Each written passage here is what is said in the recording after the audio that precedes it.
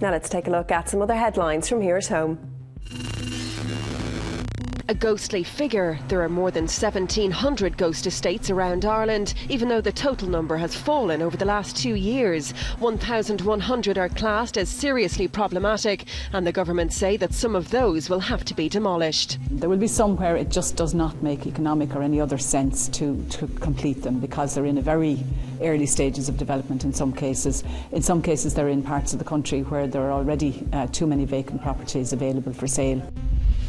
An appeal for help. 1,000 children will be diagnosed with cancer before the new Children's Hospital is built, and doctors at Our Lady's Children's Hospital in Crumlin say their patients can't wait. They're now appealing for the public's help to fund vital renovations which have yet to be paid for.